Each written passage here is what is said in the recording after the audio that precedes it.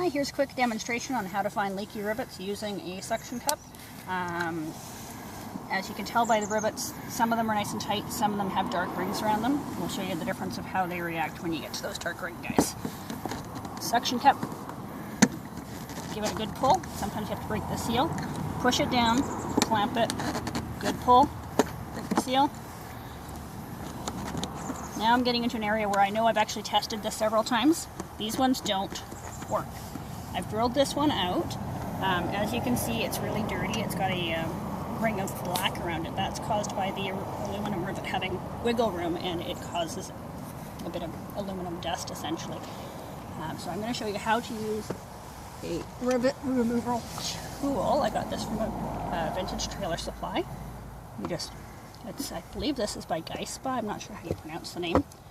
You line it up on the head and drill it out.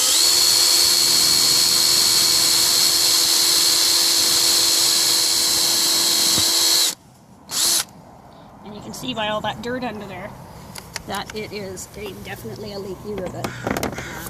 So what you give it a good scrub. I use Mr. Clean Magic Erasers just to get any of the residue off. And then give it a dry. And then I have a dental tool.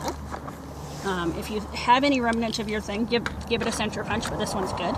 I use a dental tool just to clear the hole to ensure that there's no blockage and to feel for anything, any obstructions. If there's an obstruction to your left or right side, your rivets don't properly open, this is clear all the way around.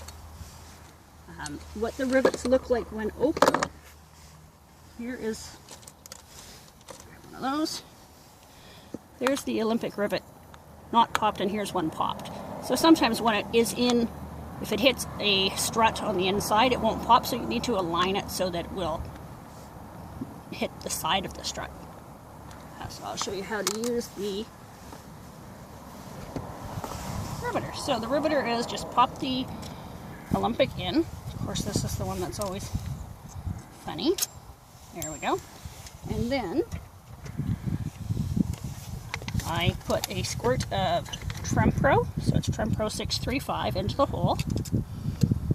Squeeze, and then I also dunk it directly in.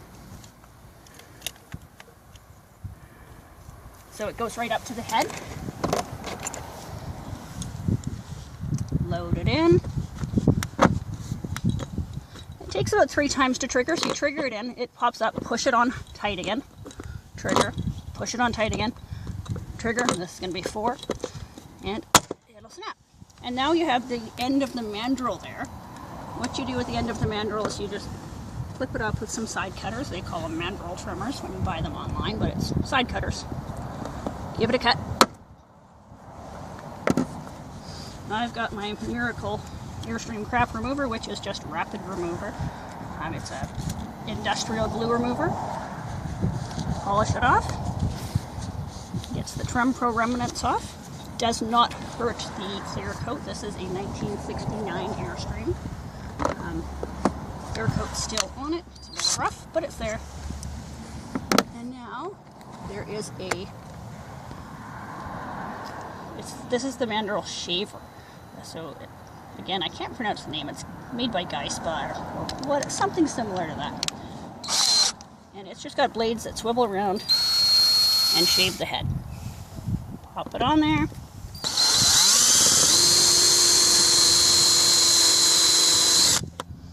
And now you have a pretty close to factory matching rivet. So a bump down there, so I'm just going to put it back on and tidy that up.